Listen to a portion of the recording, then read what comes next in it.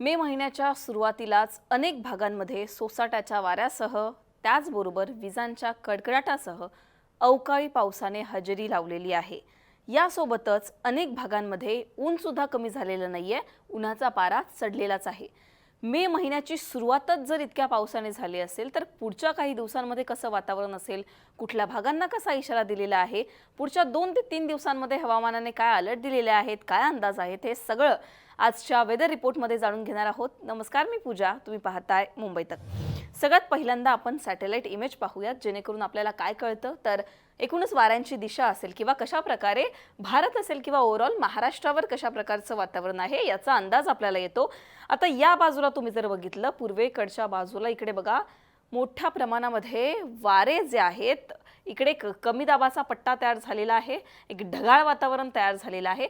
या भागामध्ये मोठ्या प्रमाणात पाऊस पडतोय, पावसासाठी अनुकूल वातावरण तयार झालेलं आहे। दक्षिण भारतामध्ये गेले कितीतरी दिवस झाले पाऊस होता आणि आत्ताही या भागामध्ये वादळी वाऱ्यासह पाऊस सुरूच आहे। महाराष्ट्रावर इकडचे जे वारे आहेत, या वाऱ्यांचा परिणाम आहे विदर्भामध्ये किंवा त्याचबरोबर इकडे जर आपण बघितलं मराठवाड्यातील काही भागांमध्ये, कोकण असेल, उत्तर महाराष्ट्र असेल किंवा पश्चिम महाराष्ट्रातील अनेक भागांमध्ये पुढचे 4 ते 5 दिवस पावसासाठी अनुकूल वातावरण तयार झालेलं आहे। आपण मॅप वाईज पाहणार आहोत कुठल्या भागामध्ये काय अंदाज दिलेला आहे। हा इकडे बघितला तर भारताचा मॅप आहे आणि हा सगळा पट्टा इकडे बघा तुम्हाला लाल दिसेल, म्हणजेच काय तर या भागामध्ये विजांच्या कडकडाटासह वादळी वाऱ्यासह पावसाचा अंदाज देण्यात आलेला आहे। इकडे जर बघितलं छत्तीसगड असेल, विदर्भ असेल, त्याचबरोबर या सगळ्या पट्ट्यामध्ये आपल्याला पावसाचा अंदाज देण्यात आलेला आहे। ओडिशा असेल, बिहार असेल, या सगळ्या भागामध्ये पाऊस पडणार आहे। आपण महाराष्ट्रामध्ये, हा भारताचा मॅप होता, आता महाराष्ट्र वाईज कशा प्रकारे अंदाज आहे ते सुद्धा पाहणार आहोत।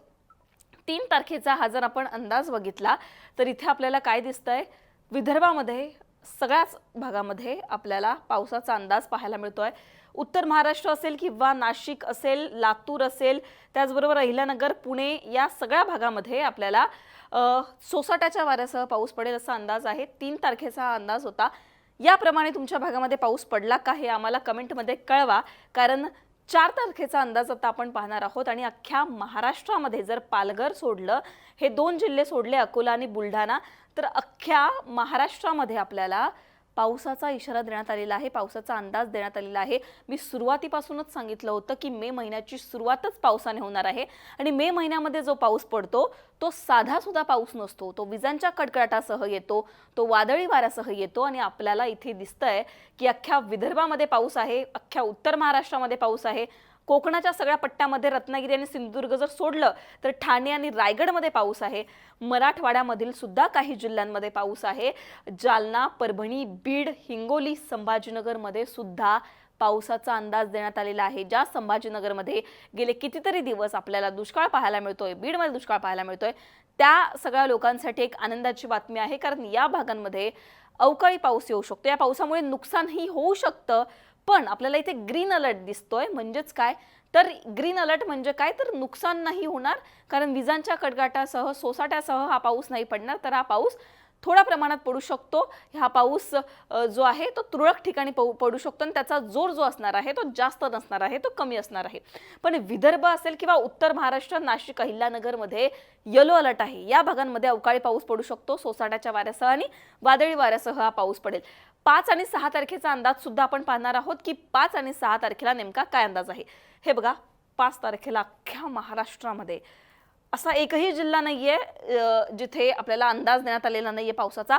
अख्ख्या महाराष्ट्रामध्ये पावसाचा अंदाज आहे। मुंबईमध्ये सुद्धा 5 तारखेला पाऊस पडेल असा अंदाज हवामान विभागाने दिलेला आहे। त्याचबरोबर ठाणे असेल, रायगड असेल, अख्ख्या कोकणामध्ये, अख्ख्या विदर्भामध्ये सगळ्या भागामध्ये पाऊस असणार आहे। हिटवेव कुठेच नसणार आहे 5 तारखेला।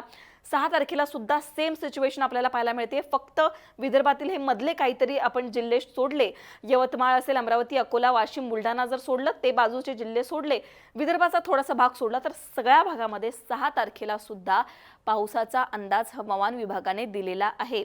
आता 6 तारखेपर्यंत महाराष्ट्रातील अनेक भागांमध्ये अवकाळी पावसाचं सावट असणार आहे। हे आपल्याला या 2 ते 3 दिवसांच्या अंदाजावरून पाहायला मिळतंय। मग उन्हाचं काय तर 6 ते 7 तारखेपर्यंत म्हणजेच आजपासून ते 6 ते 7 तारखेपर्यंत महाराष्ट्रामध्ये ऊन कमीच असणार आहे, हीटवेव्ह कुठेच नसणार आहे. विदर्भामध्ये थोड्या प्रमाणात तापमान वाढू शकतं, पण ते जर आपण सोडलं तर बाकी सगळ्या जिल्ह्यांमध्ये अवकाळी पाऊस येऊ शकतो. सोसाट्याच्या वाऱ्यासह, विजांच्या कडकडाटासह, मेघगर्जनेसह हा पाऊस येईल असा अंदाज हवामान विभागाने दिलेला आहे. त्याच्यामुळे काळजी घ्या, कारण तुमच्या भागामध्ये हा जो पाऊस पडेल म्हणजेच मे महिन्यामध्ये कडक अशा उन्हामध्ये जो पाऊस पडतो तो धोक्याचा असू शकतो असं सुद्धा हवामान विभागाने म्हटलेलं आहे. 9 तारखेनंतर म्हणजेच 9 मे नंतर पुन्हा एकदा महाराष्ट्रात उन्हाचा पारा चढू शकतो, पुन्हा एकदा पावसाचा जोर ओसरू शकतो, पुन्हा एकदा जे आधीसारखं वातावरण आहे ते होऊ शकतं. पण 6 ते 7 तारखेपर्यंत अवकाळी पावसाचं सावट आपल्यावर असणार आहे. त्याच्यामुळे तुम्ही ज्या भागांमधून येता ते अंदाज जर तुम्ही बघितले असतील हे सगळे, तर तुम्ही ज्या भागांमधून येता ते अंदाज लक्षात घ्या आणि त्याप्रमाणे काळजी घ्या.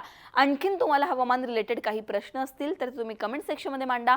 तुमच्या भागामध्ये सध्या कशा प्रकारचं वातावरण आहे, तिथे काय परिस्थिती आहे हे सुद्धा आम्हाला कमेंट सेक्शनमध्ये सांगायला विसरू नका. मुंबई तकला जर तुम्ही सबस्क्राईब केलं नसेल तर सबस्क्राईब करायला विसरू नका. हा व्हिडिओ पाहिल्याबद्दल धन्यवाद.